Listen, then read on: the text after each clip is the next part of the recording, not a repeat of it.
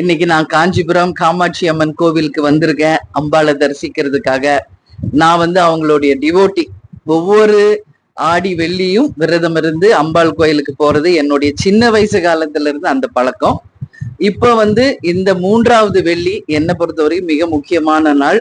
அதனால அம்பாளை தரிசிச்சேன். என் கூட 2 பசங்களும் காமாட்சி அம்மனை பார்க்கணும்னு சொன்னாங்க. அவங்களையும் அழைச்சிட்டு வந்திருக்கேன். எங்க கட்சி நிர்வாகிகள் இங்க காஞ்சிபுரத்துல இருக்கிறவங்க எல்லாருமா சேர்ந்து கோவிலுக்கு போயிருக்கோம்.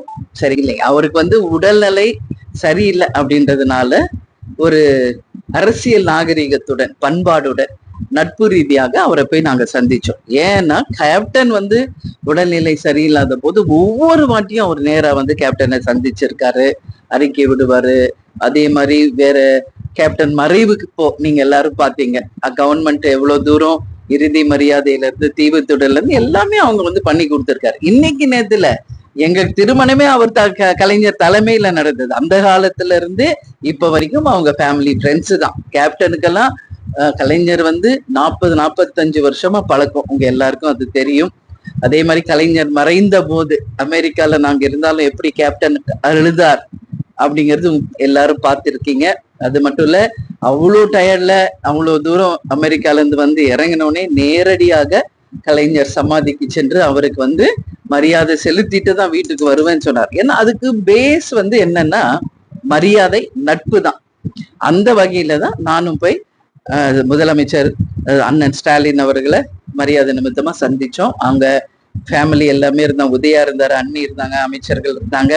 நாங்களும் என் தம்பி சுதீஷ் பார்சாதி எங்க கட்சி நிர்வாகிகளோட போய் அவரை சந்திச்சோம். அவருக்கு ரொம்ப சந்தோஷம். அவரு ரொம்ப சந்தோஷப்பட்டாரு. வந்ததுக்கு நன்றின்னு உடனே ட்விட்டர்ல அவர் பதிவு போட்டாரு, உதயாவும் போட்டாரு. அதுக்கு நானும் திருப்பி நன்றி சொல்லியிருக்கேன். அரசியல்னா அதே கோணத்துல இருக்கக்கூடாது. எல்லாரும் மனிதர்கள் தான்.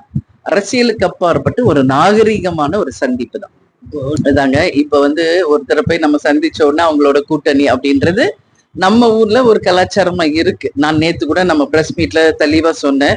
நாளை மறுநாள் நம்ம தமிழ்நாடு முழுக்க உள்ளம் தேடி இல்லம் நாடி அப்படின்னு எங்க தொண்டர்கள் சந்திப்பும், கேப்டனுடைய ரத யாத்திரை மக்களை தேடி மக்கள் தலைவர் அப்படின்னு 2 விஷயத்த நாங்க தமிழ்நாடு முழுக்க நாங்க கொண்டு போக இருக்கிறோம். ஸோ ஆகஸ்ட் 3 கும்மிடிப்பூண்டியில இதை ஆரம்பிக்கிறோங்க. 23ஆம் தேதி வரைக்கும் முதல் கட்ட சுற்றுப்பயணம், அதுக்கப்புறம் 2ஆம் கட்டம், 3ஆம் கட்டம் என்று தமிழ்நாடு முழுக்க எங்க பயணம் இருக்க போது. நான் ஏற்கனவே உங்களுக்கு சொன்ன மாதிரிதான் எங்க கட்சி வளர்ச்சி, தொண்டர்களை சந்திக்கிறது, கட்சியை வளர்க்கணும், வரப்போகின்ற தேர்தலுக்கு அவங்களை தயார்படுத்தணும். பூத் கமிட்டி அமைச்சு இன்னைக்கு எல்லா இடத்துலயும் BL2 வாங்கிட்டாங்க. அதே மாதிரி எல்லாமே கட்சியை ஸ்ட்ராங் பண்ணிட்டு இருக்கோம். இப்ப எங்களுடைய போக்கஸ் அதுதான். அப்படியே போகும்போது மக்களையும் நாங்க சந்திக்க இருக்கிறோம். அதனால இப்பொழுதைக்கு கூட்டணி அப்படின்ற பேச்சுக்கு இடமே கிடையாதுங்க. இந்த ஒரு 7-8 மாசம் இருக்கு. இந்த 7-8 மாசமும் மக்கள் சந்திப்பும் தொண்டர்கள் சந்திப்பும் தமிழ்நாடு முழுக்க. ஜனவரி 9 நம்ம மாநாடு அறிவிச்சிருக்கோம் கடலூர்ல.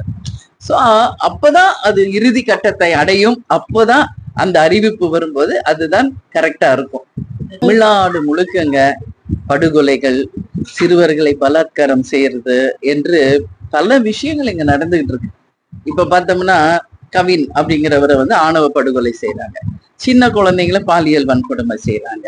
அதே மாதிரி பார்த்தா ரியல் எஸ்டேட் அதிபர்களை படுகொலை செய்யறது, ஒரு லாயர்ஸை கோர்ட்டுக்கு வெளியே வச்சு வெட்டுறாங்க. இதெல்லாம் சட்டம் ஒழுங்கு மிகப்பெரிய ஒரு கேள்விக்குறியா இன்னைக்கு இருக்குதுன்றதுல மாற்று கருத்து இல்லை. அது இதுக்கு பேஸ் நம்ம என்ன அப்படின்னு பார்த்தா, கஞ்சா, டாஸ்மாக் போதை வஸ்துக்களை அதிகம் பயன்படுத்துவதுதான் அவர்களை மிருகங்களாக மாத்துது. அதனால அண்ணன் ஸ்டாலின் அவர்கள் கிட்டதான் சட்டம் ஒழுங்கு இருக்கு. அவர் இதை இரும்புகரம் கொண்டு அடக்க வேண்டும். எல்லா இடத்துலயுமே இத ஸ்ட்ராங் பண்ணி போலீஸ முடுக்கி இனிமேல இது மாதிரி ஒரு நிகழ்வுகள் தமிழ்நாட்டுல எங்கும் நடக்காதவனும் காப்பாத்தணும். இப்ப கூட நான் அறிக்கை கொடுத்துட்டு தான் வந்தேன் கவின் அவர்களுக்கும் எல்லாருக்கும்.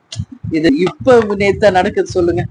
எந்த ஆட்சி வந்தாலும் அந்த ஆட்சி மக்களுடைய வரிப்பணத்துலதான் நடக்குது. ஆனா யார் ஆட்சியாளர்களோ அவங்க பேர்லயும் அவங்க பேரை வைக்கிறது இது யூஸ்வலா தமிழ்நாட்டுல பல ஆண்டுகளா நம்ம பார்த்துக்கிட்டு இருக்கோம். இப்ப இவங்க ஆட்சி இருக்கிறதுனால இவங்க பேரு, இதுக்கு முன்னாடி இருந்தவங்க ஆட்சியில அவங்க பேரு. ஆனா இது மக்கள் வரி பணத்துல ஒரு திட்டம் வரும்போது எந்த ஒரு தனி நபருடைய பேர் வைக்கிறது வரவேற்பு கூடியது அல்ல. அது தவறான ஒரு முன்னுதாரணம். இது கண்கூட தெரிஞ்ச ஒரு விஷயம் தானே. மக்கள் நல கூட்டணியில எப்படி ஒரு படுதோல்வி அடைஞ்சோம், மக்கள் அந்த கூட்டணியை ஏத்துக்கல அப்படின்றதுக்கான ஒரு ரிசல்ட் தான் அந்த தோல்வி. கேப்டனே உளுந்தூர் போட்டையில ஜெயிக்கல. அப்போ அந்த கூட்டணியை மக்கள் விரும்பல, ஏத்துக்கல அப்படிங்கிறது தான் உண்மை. அததான் மல்லை சத்யா சொல்லியிருக்காரு. அதுல மாற்று கருத்து ஒண்ணு இல்ல. அவங்க உள்ளுக்குள்ள என்ன பேசுனாங்கன்னு நம்மளுக்கு தெரியாதுல்ல. பட் மக்கள் இந்த கூட்டணியை ஏத்துக்கலங்க. அதனாலதான் அந்த ரிசல்ட். அதனாலதான் கேப்டனே உளுந்தூர்பேட்டையில தோத்தாரு. இது நிச்சயமாக ஓப்பனா மக்களுக்கே தெரிஞ்ச ஒரு விஷயம். அவங்களுக்குள்ள என்ன பேசுறாங்கன்றது நான் எப்படி சொல்ல முடியும்? அது அவர்கிட்ட தான் நீங்க கேட்கணும். வைகோ கிட்டயும் மல்லை சத்யா.